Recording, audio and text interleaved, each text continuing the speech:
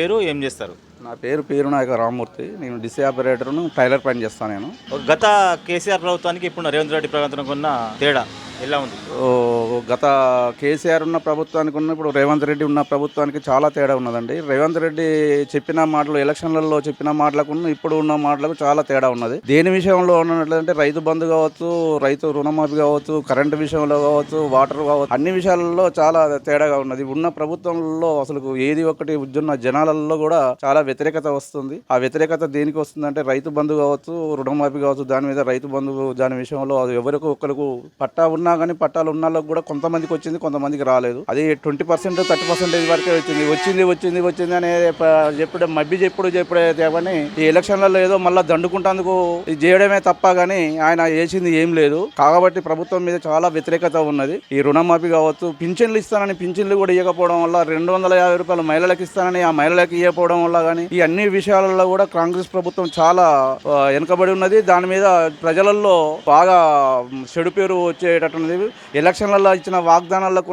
ఇప్పుడు ఉన్న వాగ్దానాలకు వచ్చే పాయ అనే పద్ధతుల్లో ఉన్నాడు తప్ప కానీ ఏది ఇచ్చింది లేదు, పోయింది లేదు. ఇప్పుడు ఇందిరమ్మ ఇండ్లు అనేది అంటుండు. మా ఉండబడిన సరే ప్రతి గ్రామంలో పెట్టి, కానీ మా గ్రామంలో మంగళవారపేట గ్రామంలో అయితే సర్వే అయితే ఏది చేసిర్రో ఆ సర్వే పేర్లు మొన్న గ్రామ పంచాయతీ దాంట్లో మీటింగ్ లో పెట్టిన దాంట్లో ఆ పేర్లు చదివిరు తప్ప కానీ అందరూ వచ్చే అంటారు తప్ప కానీ అది ఒత్తులు లేదు, తేజు లేదు. ఈ ప్రభుత్వం చాలా విచిత్రంగా ఉన్నది. కాబట్టి దాని మీద చెడు పేరే తప్ప కానీ మంచి అయితే ఏం లేదు. నమస్తే అండి, మీ పేరు ఏం చేస్తారు? నా పేరు రాజు, నేను వ్యవసాయం చేసుకుంటానండి. ఇప్పుడు ఈ గత కేసీఆర్ ప్రభుత్వానికి ఇప్పుడున్న రేవంత్ రెడ్డి ప్రభుత్వానికి ఉన్న పాలన గురించి మీ అభిప్రాయం? వాస్తవానికైతే ప్రజల ఎలక్షన్లకు ముందు ఎన్నో హామీలతోని వాళ్ళకు ఏదో కొత్త ఆశలు రేకెత్తించి వాళ్ళతోని ఇలా ఓట్లు దండుకున్న తర్వాత వాళ్ళ ఆశలకు అడయాశలు అయిపోయినాయి. వాళ్ళు మాకు ఏదో వస్తుంది ఏదో పోతుంది అనుకుంటే వచ్చేది లేదు, ఉన్న వాటికి కోతలు అయిపోయినాయి. అసలు వాస్తవానికి ఏంటంటే వాస్తవానికి ఏదైనా మాట్లాడుకోవాలంటే ఇగో వస్తుంది, ఇదిగో పులి అదిగో పిల్లి అన్న టైప్ అయిపోయింది. ఇగో వస్తుంటే అగో వస్తానంటే అయిపోయింది. రేపిస్తాం మాపిస్తాం,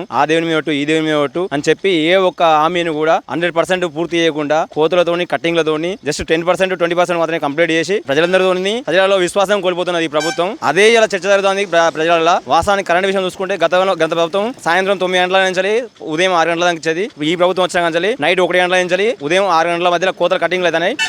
అది ప్రజలందరూ గమనిస్తాను. ప్రజలందరూ చర్చ జరుగుతుంది. ఇది రుణమాఫీ విషయంలో కొంతమందికి రుణాలు మాపేయండి, కొంతమందికి మాఫీ కాలేదు. ఉదాహరణకు మాకు పట్టా బుక్ ఉన్న 100% పట్టా బుక్ ఉన్న వాళ్ళకి మాత్రమే మాపేయింది. పట్టా బుక్ ఉండి కూడా కొంతమంది మాఫీ కాలేదు. ఏమన్నా అసైన్ పట్టా ఉన్న వాళ్ళకి అసలే మాఫీ కాలేదు. ఇంకా పట్టాలు లేని వాళ్ళకి అయితే అసలే ఇంకా మాఫీ కాలేదు.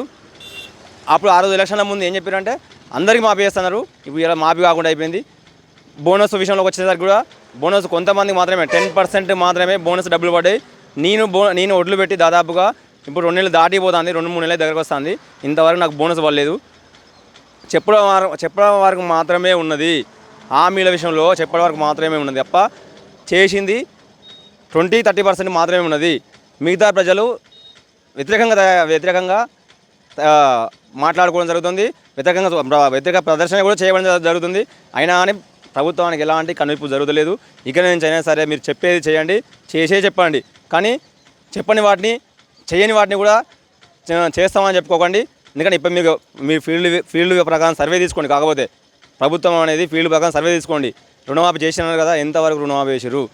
ఇంకోటి బోనస్ పడ్డదాను కదా, బోనస్ బరాబరి పడ్డదా అది కూడా మీరు గమనించుకోండి. ఆత్మవిమర్శ చేసుకొని ప్రభుత్వాన్ని నడపండి అని మేము కోరుకుంటున్నాం. రైతుల పరంగా రైతులకు న్యాయం చేయండి, కరెంటు విషయంలో బరాబరి ఇవ్వండి, రైతు బోనస్ చెప్పిన ప్రకారం బోనస్ వేయండి. ఓట్లు తీసుకున్నారు, ఇంతవరకు బోనస్ వేస్తలేరు. ఇంకా అలాగే కేసీఆర్ కిట్ కూడా అసలు ఇంతవరకు కేసీఆర్ కిట్ గురించి మాట్లాడలేదు. ఆ రైతు బీమా కూడా ఇంతవరకు అసలు దాన్ని ఊసేయలేదు. ఏంటంటే ప్రజల కొన్ని ఇంకా మీ మీద ఆశతోని మీకు ఓటేయడం జరిగింది. ఆ ఆశ నిలబెట్టుకొని రైతుకి ఇచ్చిన వాగ్దానాలను నెరవేర్చాలని కోరుకుంటున్నాం.